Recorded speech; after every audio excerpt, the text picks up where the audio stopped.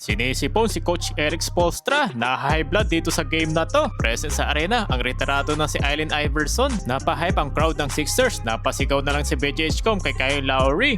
Philadelphia 76ers versus Miami Heat. First time na hindi maglalaro ang rookie ng Sixers na si VJHCom at wala pa ring Joel Embiid. Ganon din dito sa Miami Heat, out si Andrew Wiggins at Tyler Hero. Ang ganda, mala Iverson core era ngayon dito ng Sixers. Sa start ng first quarter, mainit kaagad dito ang panimula. Sagutan kaagad ng tres si Norman Powell at Tyrese Maxey. Unang basket naman ni Bam Adebayo ng easy layup at habang si Paul George ay nakakuha naman dito ng foul. Pero yun nga lang, unang nakalamang dito ang visiting team sa opening quarter na kung saan pagkalipas dito ng 2 minuto, nakakapagtala sila dyan ng 7-0 run. Pero napabuhat naman dito sa kabila si Tyrese Maxey at ni Paul George ng kanyang baseline jumper kontra kay Larsons. At under sa halfway mark, nang bahagyan nila ditong maibaba sa 4-point lead ng Miami. Pero mas maganda kasi dito yung pinapakitang opensa ng Heat kaysa Sixers. Sa 3 minutes mark, nang unang nakakapagtala naman dito si Jared McCain ng pili. And after nyan, sa play naman dito ni Kyle Lowry, napaflex na lang siya dito sa kanyang N1 basket. Eto, Kisa Johnson, alley-oop dunk mula naman sa assist ni Triple J. Tuluyan na nga yan pumalo sa double-digit lead ng Miami. Ang ganda pa ditong ginawang spin move ni Jaime Jaquez Jr. over sa 2 defenders ng Sixers. Bago matapos dito ang first quarter, nagpahabol pa dito ng 3 si Trayton Watford. Naawa pa yung bola, 37-27 end of the first quarter. Sa start dito ng second quarter, sinimula naman dito ni Paul George at ni Jared McCain ng kanyang high layup para sa panimula ng Sixers. Habang sa kabila, corner 3 points naman ni Kyle Lowry at Triple J fadeaway kontra kay McCain para naman dito sa Miami at nasundan pa dito ng kanyang back-to-back fadeaway jumper at pumalo na nga sa 16-point lead ang biggest lead dito ng Miami. Without Tyrese Maxey in the court, napa-takeover mode naman dito si Paul George. Nakapagtala siya dito ng kanyang first assist to Drummond at ng isang pull-up jumper kontra naman dito kay Triple J. At unti-unti nila ditong naibaba yung lead ng Miami. Bahagya sila ditong nakakuha ng momentum. Ang Sixers and 1 basket sa play pa ito ni Watson. Na-hype si Tyrese Maxey, napahandshake sa kanyang teammate. Napareklamo naman sa referee si Triple J. Well, present sa arena ang retirado na si Allen Iverson, ang former Sixers. And after nyan, tuluyan na nga dito nagtabla sa talaan sa driving layup dito ni Quentin Grimes. Napako na lang sa 49 points yung scoring dito ng Heat. At sa halfway mark na nga sila ditong naka-score. 2 sunod na 3 na kanilang ditong binitawan. Isa doon kay Norman Powell. Bigla na lang napatingin sa big screen si Allen Iverson. Nakabawi naman dito ng back-to-back 3-pointers si Dominic Barlow at Quentin Grimes para sa Philly. Pero muli na naman ditong uminit yung opensa dito ni Norman Powell. At nasundan naman dito ni Bam Adebayo para dito sa Heat. Eto, Tyrese Maxey, pasok pa yung kanya ditong batong bahalang 3.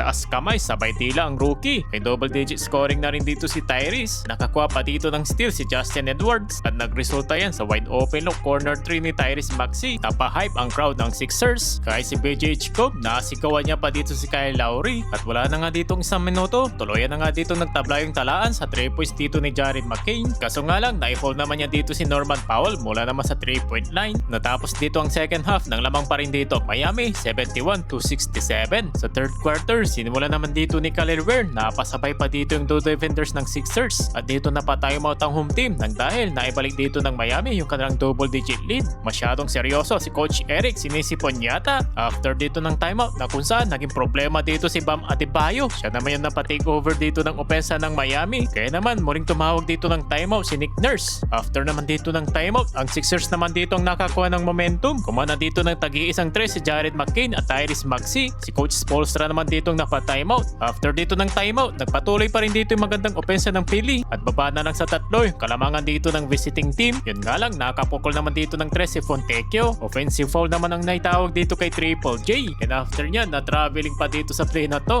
Na high blood sa kanya dito si Coach Po. Pero after nyan, nakabawi naman si Jaime Jaquez ng kanyang alley-oop assist at ng floater na nasundan pa dito ng putback dunk ni Keyshawn Johnson. Heading to the fourth quarter, humirit pa ng 3 sa dulo si Andre Drummond. Pero lamang pa rin ng 6 points ang Miami, 99-93. Sa final fourth quarter, sinimula naman dito ni Jared McCain para sa opensa ng Sixers. Gandang alley-oop dunk naman dito ni Kyle Lowry. Mula yan sa assist ni Fontecchio. Hindi na yung mapipigilan ni Andre Drummond na kung saan mas mataas naman dito sa kanyang 7 foot ang batang sentro ng Miami. Inangasan niya pa si Quentin Grimes. Pinakita naman siya ng reverse layup. Pagkalipas naman dito ng 2 minuto, nagkaroon naman dito ng momentum ang Sixers na kung saan nakapagtala sila dito ng 6-2 1 run. Pero muli naman ditong nakabawi ang Miami Miami. Nagsunod-sunod yung kanila ditong basket. Bam Adebayo with total of 18 points, 50% sa field goal dito sa fourth quarter. Habang leading points naman dito si Norman Powell, total of 30 points. Heto yung sinaya ng LA Clippers. Ipinalit naman nila si John Collins na isa sa mga bumubuhat ngayon dito sa Heat, at Tyrese Maxey halimaw yung kanyang 54 points kontra sa Milwaukee Bucks at 27 points naman laban dito ngayon sa Miami. At unti-unti na nga ditong hindi nakabalik ang 76ers, kaya sa huli panalo ang Miami Heat.